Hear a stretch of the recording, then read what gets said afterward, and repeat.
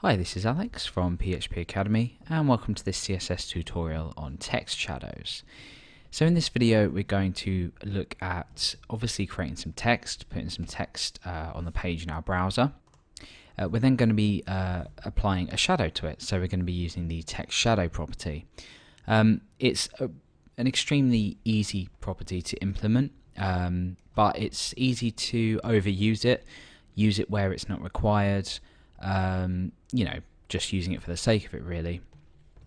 Using text shadow can actually really increase the readability of text, particularly things like headers. It gives it a really cool effect. But if you're using it for all the text on your site or all of a paragraph, instead of maybe a snippet or somewhere where text should look nicely indented or something, if you're using it for the sake of it, it's going to look ugly. So I'm just going to be showing you how to apply the property, what values it takes, then we're going to look at how to define multiple shadows and also how to create quite a cool indent effect. So let's go ahead and first of all create a paragraph. I know I've said don't apply this text property to paragraphs, but I'm going to be using a paragraph as an example. And I'm just going to give this a class of shadow, so we can go ahead and style it from our style sheet. And I'm going to just type any text in here. So hello, I have a shadow. I suppose that's appropriate. Let's go ahead and refresh, and you see we've got this text here. So let's go ahead and create a selector for our body. I'm not going to do anything with that just yet. That's going to be for slightly later on when we do our indent effect. For all of paragraphs, I'm literally just going to go ahead and remove the margin, and I'm also going to set a font size. I want it to be about 1.6 EM so we can see what we're doing. And the paragraph with the shadow class, I want to go ahead and apply the text shadow property to this. So what does the text shadow property look like? Well, let's go ahead and create a basic shadow so we can demonstrate this effect.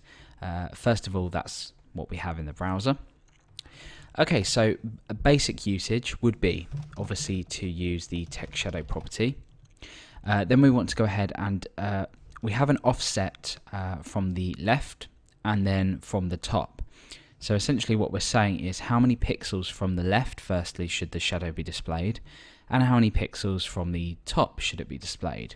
So for example, if we had 0, 0, we wouldn't get an effect unless we created a blur on it, which we're going to be looking at in a moment. So let's say we have it 2 pixels from the top and 2 pixels from the left. That seems, a couple of pixels seems sensible.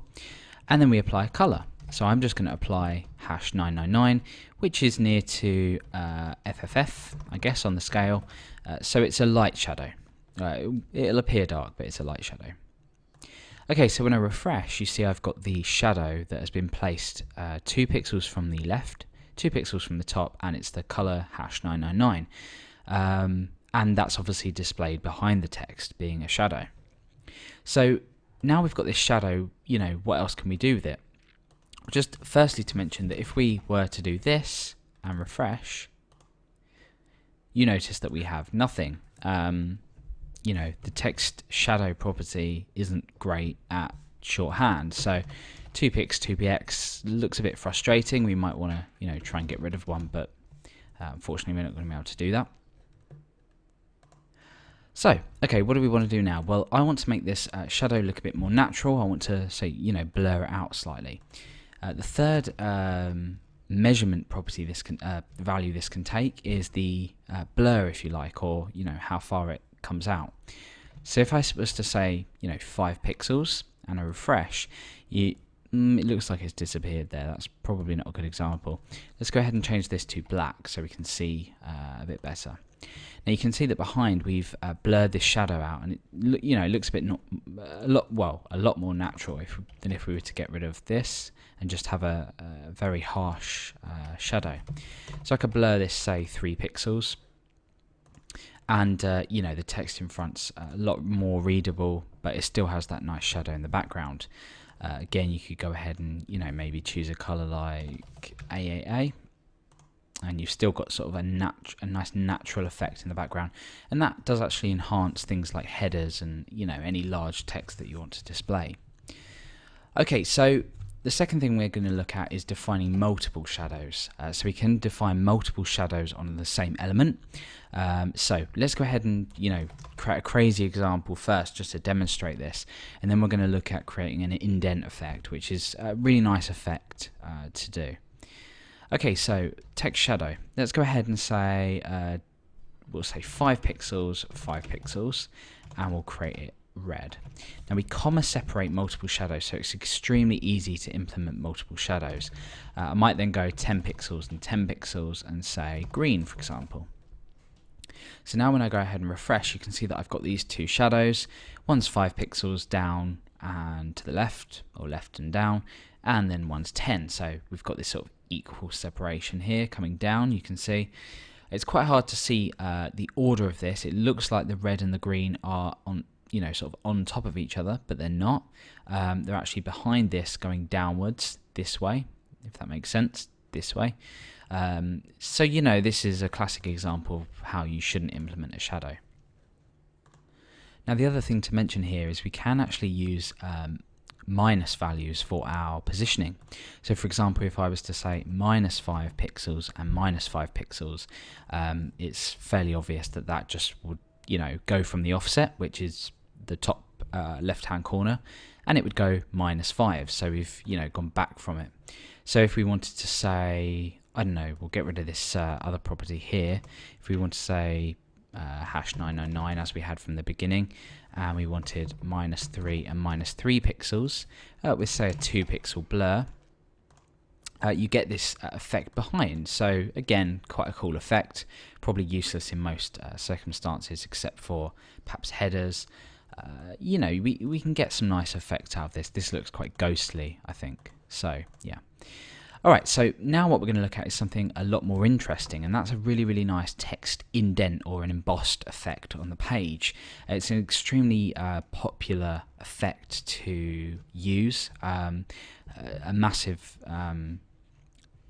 company use it, which I won't name, but you'll probably see what I mean in a moment.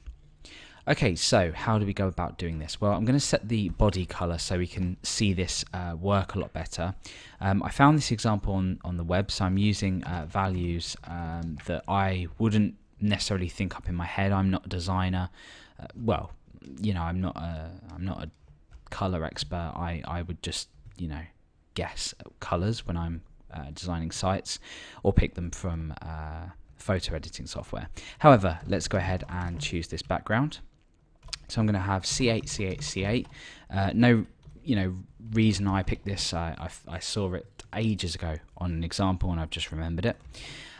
So now we have a background like this, and we want to go ahead and make this look like it's indented into the page.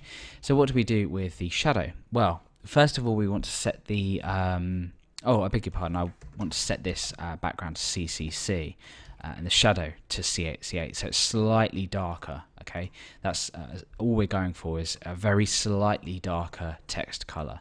So that's the reason behind doing this. So I'm going to say C8, C8, C8, or C5, 5, 5, but C8, C8 is closer to it, but not too light that you can't see it. You can just about make it out. It's very hard to see. You might not be able to see it in the video, but I can certainly see it very slightly. But that's a good thing, because then we can create the effect that we need. Okay, so that's all we need. We just need a color. Now we can go on and use our text shadow property.